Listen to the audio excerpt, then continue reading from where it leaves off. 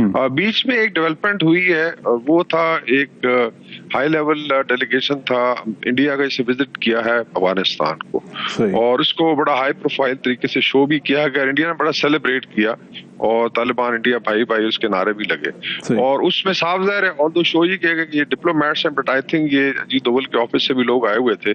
इसका मतलब है कि जो उनका नेशनल सिक्योरिटी का जो मिनिस्ट्री है, क्योंकि रॉस के अंडर काम करते वो लोग भी वहां पे थे, तो वहां कुछ मैसेजिंग हुई या मतलब जो लल पीरियड चल रहा था शायद इस पे इंडिया वांटेड कि कोई एक्शन हो, और ये जो नया approach, I think this is to be seen very critically in Pakistan कि भारत जो है अभी जो गैप क्रिएट उसका फायदा उठा। एक तो ये फैक्टर है। नमस्कार दोस्तों, स्वागत है आप सभी का एक बार फिर से हमारे YouTube चैनल में। जैसा कि आपको पता है, हम आपके लिए लेकर आते हैं एक से एक लेटेस्ट न्यूज़।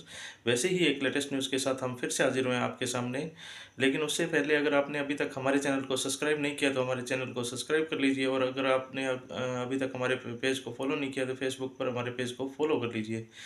तो जैसा कि आपको पता है दोस्तों, पाकिस्तान के हालात का, वैसे ही अब पाकिस्तान के अंदर जैसे आए दिन आतंकी हमले भी होते ही रहते हैं। इसमें ये कोई नई बात नहीं है कि वहाँ पे आज एक फिर से आतंकी हमला हुआ है। तो ये आतंकी हमले की उन्होंने टीटीपी नाम का एक संगठन है दोस्तों, जो कि मतलब पाकिस्तान का ही संगठन है। उसी को दूध पिला पिला कर उन्होंने, जैसे सांप को कोई दूध पिलाता है और उसको बड़ा करता है, वही उसको डस लेता है, तो वही सिस्टम हुआ है।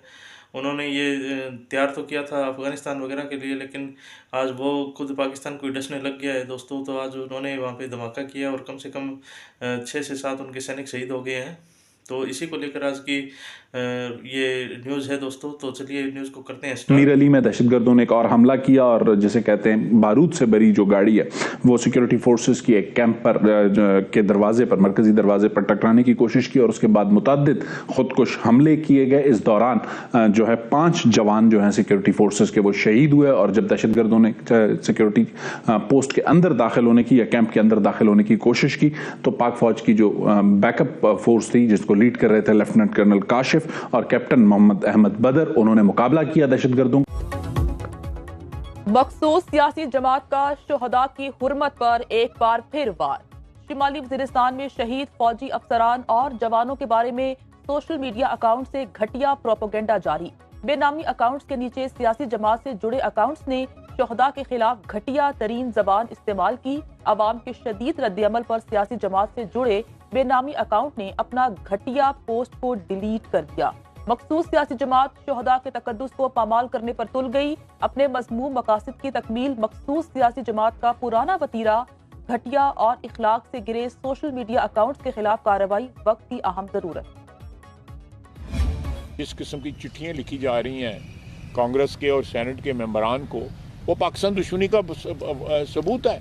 ऐसे एलिमेंट जो हैं, ऐसे अनासर जो हैं जिस किस्म के जो शुहदा की खून की तौहीन कर रहे हैं, कुर्बानियाँ जो है अफवाज की, पुलिस की, आवाम की, उनकी तौहीन कर रहे हैं। हमें सोचना चाहिए कि हमारे माशरे में ऐसे लोग किस तरह पैदा हो गए।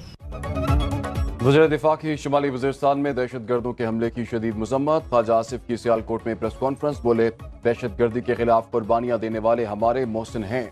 कल एक सियासी जमात ने शुहदा का मजाक उड़ाया। सोशल मीडिया पर शुहदा के खिलाफ मज़मूम मुहिम की शदीद मज़म्मत करते हैं। पीटीआई अपनी शनाख्त हो चुकी है। ये सुन्नी इत्तेहाद कौंसिल है या पीटीआई, कुछ पता नहीं। ये IMF को चिट्ठियां लिखते हैं कि पाकिस्तान को कर्ज ना दिया जाए। IMF को खत लिखना मुल्क दुश्मनी है।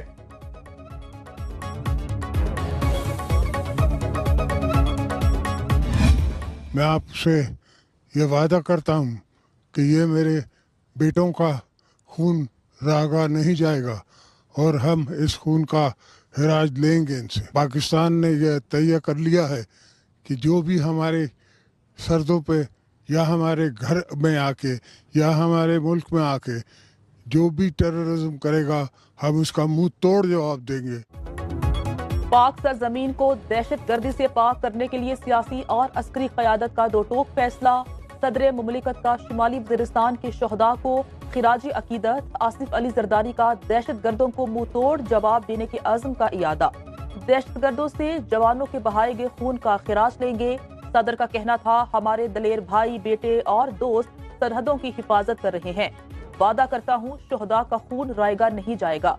पाकिस्तान की अवाम और फौज एक साथ हैं, दहशतगर्दों का मुकाबला करेंगे। आर्मी चीफ कहते हैं शहदा की कुर्बानियां रायगा नहीं जाएंगी।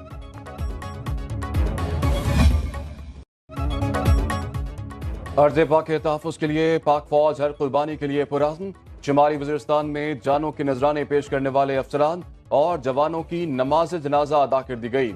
ISPR के मुताबिक सदर मुमलिकत Asif Ali Zardari, chairman joint chief of staff committee Sahir Shamshad, army chief general Asim Munir ने नमाज जनाजा में शिरकत की। शोहदा के जस्ते खाकी आबाई इलाकों की तरफ रवाना। शहीद कैप्टन मोहम्मद अहमद को फौजी एजाज के साथ आबाई गाँव टमन में सुपुर्दे खाक कर दिया गया। शुमाली वज़ीरिस्तान में दहशतगर्दों ने बारूद से भरी गाड़ी चेक पोस्ट से टकरा दी थी। क्लियरेंस ऑपरेशन में 6 दहशतगर्द जहन्नुम वासिल। पहली मरतबा नजर आ रहा है काफी अरसे के बाद जब बलूचिस्तान में हम ये देखते हैं कोई दहशतगर्दी का वाकया होता है, उसके बाद जो सिविल आर्म फोर्सेज हैं, चाहे वो पुलिस और लेवीज हो, माजी में उन पर जब भी हमले होते थे वो उस तरीके से रिटेलिएट नहीं करते थे, लेकिन अब उनका जो मोराल है वो काफी अप है और उन्होंने न सिर्फ रिटेलिएट किया बल्कि एक हमलावर को जख्मी हालत में गिरफ्तार करने में कामयाब हुए। 2 वाकयात हैं सिब्बी के और मीर अली के। जरा सिचुएशन पर बात करने के लिए डॉक्टर कमर चीमा और ब्रिगेडियर रिटायर्ड वकार हमारे साथ होंगे। ब्रिगेडियर रिटायर्ड वकार साहब, दोनों वाकयात को किस तरीके से देखते हैं? काफी अरसे की खामोशी के बाद फिर मीर अली और बलूचिस्तान में दहशतगर्दी के वाकयात।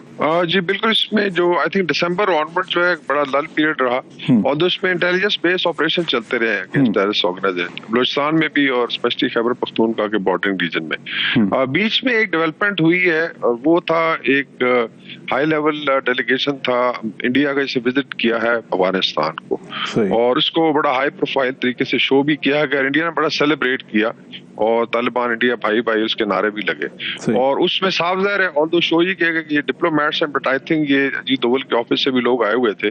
उसका मतलब है कि जो उनका नेशनल सिक्योरिटी का जो मिनिस्ट्री है, क्योंकि रॉस के अंडर काम करते वो लोग भी वहां पे थे, तो वहाँ कुछ मैसेजिंग हुई या मतलब जो लल पीरियड चल रहा था शायद इस पे इंडिया वांटेड कि कोई एक्शन हो।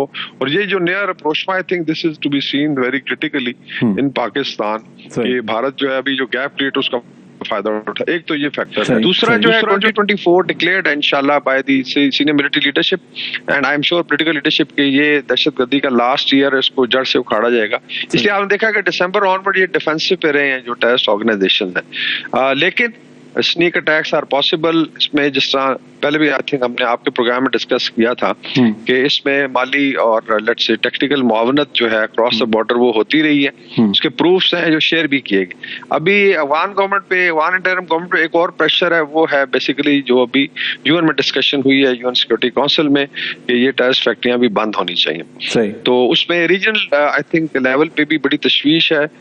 लोग कनेक्टिविटी की बात कर रहे हैं, कॉरिडोर्स खुल रहे हैं, उसमें अफगानिस्तान को इंटीग्रेट करने की बात हो रही है, लेकिन they have to walk the talk. लेकिन डिस्पाइट दैट आई थिंक जो आज लड़ा है जवानों ने, हमारे इसमें एक लेफ्टिनेंट कर्नल, एक कैप्टन शहीद हुए, 7 बाकी जवान जो है, तो ये शो करता है जो रिजॉल्व है और उसमें लीड किया एक lieutenant colonel from the front. और ये हमारी ट्रेडिशन रही है, हमारी तरफ से ताज़ियत जो फैमिलीज हैं शुहदा के, साफ ज़ाहिर है जो जवान शहीद हुए ऑफिसर्स वो किसी के भाई थे, किसी के वालिद थे या किसी के बेटे थे, तो ये इतनी बड़ी कुर्बानी जो है ऐसी कौम के लिए अनफॉर्चुनेटली यहाँ पे टाइम एक पोलिटिकल पार्टी इसको अप्रिशिएट नहीं करती और हमेशा इसको ट्रिवियलाइज करती, लेकिन इंशाल्लाह ये फाइट जो इस साल खत्म की जाएगी। कमर चीमा साहब, आप एग्री करते हैं ब्रिगेडियर रिटायर्ड वकारुल हसन साहब ने जो पॉइंट रखा और खासकर उन्होंने अफगानिस्तान में जो इंडियन विजिट है उसको जो मेंशन किया, आप भी जरा इंटरनेशनल सिचुएशन पर गहरी नजर रखते हैं, तो आपको लगता है कि काफी अरसे से जो एक खामोशी थी, कोई एक सुकून का माहौल था, उसे दोबारा ट्रिगर करने की कोशिश दुश्मन की जानिब से की गई है? इम्पोर्टेंट बात यह है कि ये जो साल है ये बड़ा इम्पोर्टेंट है, क्योंकि देखें इस साल में पाकिस्तान के अंदर जो पॉलिटिकल नॉर्मलसी आ चुकी हुई है, एक बात। दूसरी, पाकिस्तान की जो सिक्योरिटी और पॉलिटिकल लीडरशिप है, पर्टिकुलरली जो केयरटेकर सेटअप में थे, उनकी एक ही ख्वाहिश है और एक ही कोशिश है कि हमने इंटरनेशनल जो है वो फॉरेन डायरेक्ट इन्वेस्टमेंट लेके आनी है पाकिस्तान में। सो इस सिलसिले में जैसे भी ब्रिगेडियर साहब कह रहे थे कि 2024 जो है ये बड़ा इंपॉर्टेंट है और मेरी इतलात के मुताबिक जो हमें पता चला है कि अफगानिस्तान ने भी गर्मी तक का टाइम मांगा, ये जो गर्मियां आ रही हैं, ये समर्स आ रही हैं, कि वो समझते हैं कि वो टीटीपी को किसी ना किसी तरीके डिसआर्म कर लेंगे।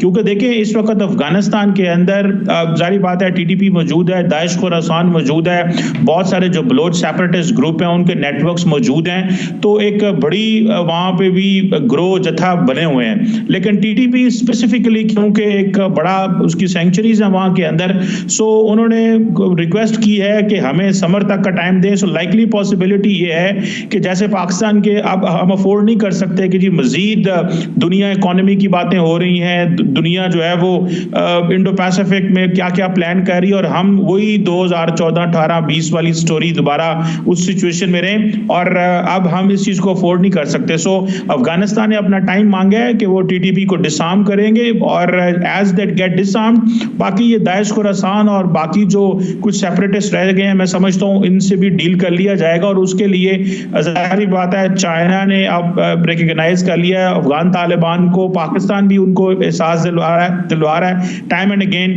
कि they have to behave maturely. Now they are no more non state actors, they are a state. वो एक स्टेट को रिप्रेजेंट कर रहे हैं, और पर्टिकुलरली वो जो एक ट्रेड है, कारोबार है, जो पीपल टू पीपल कॉन्टैक्ट है, वो बड़ा मुतासर हो सकता है अगर टीटीपी इस तरह खुल्लम खुला वहां से ऑपरेट करती रही। सही।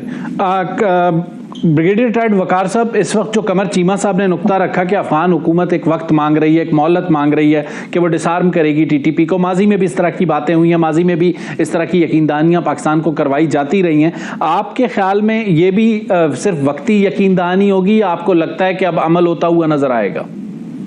जी, इसमें कुछ इंडिकेटर्स तो हैं जो आई थिंक लास्ट ईयर से इवन जो सुप्रीम लीडर मुल्ला अहमदुल्लाह का आई थिंक इसके ऊपर फतवा भी था, उसके बाद एक अज़्म का इजहार किया गया था। लेकिन दो तीन चीजें आई थिंक और भी देखनी है, बिकॉज अगर ये ट्रेड रूट्स खुलते हैं और इसमें डेफिनेटली रीजन में कनेक्टिविटी आती है, इसमें चाइना का फैक्टर है, उसके बाद आपकी पोर्ट्स हैं, इवन ईरान को अगर आप देख लें और सेंट्रल एशिया का, तो वो आई थिंक किसके अगेंस्ट जाता है। तो मोस्ट प्रॉब्ली इसमें आई थिंक जो स्पॉइलर हो सकता है, जो मेरी नजर में वो इंडिया करेगा। और फिर आई थिंक तालिबान के अंदर स्प्लिंटर ग्रुप्स हैं, आपने देखा कि यहाँ पे कुछ असैसिनेशंस हुई स्पेशली कश्मीरी लीडर्स की, और भारत ने बड़ा सेलिब्रेट किया। तो इसका मतलब है जिस तरह नज्जर को उन्होंने कनाडा में किया, लंबी बात हो जाएगी, अवतार सिंह खन्ना कहते हैं कि इंटरनेशनल आई वुड से जो टेररिस्ट नेटवर्क है भारत इस वक्त उसको एक्सपैंड कर रहा है।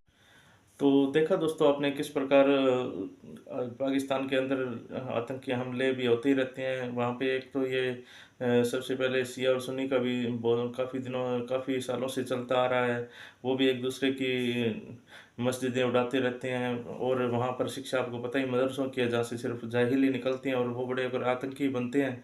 तो पाकिस्तान ने जैसा वो एक संगठन तैयार किया था, लेकिन वो जैसे सांप को दूध पिलाने वाली बात होती है, उन्होंने उसको ही डस लिया है। तो ऐसी प्रकार की और भी न्यूज़ हम आपके लिए लेकर हाजिर होते ही रहते हैं दोस्तों, और लेटेस्ट न्यूज़ के साथ हम फिर भी हाजिर होंगे आपके सामने। तब तक के लिए जय हिंद, जय भारत, वंदे मातरम।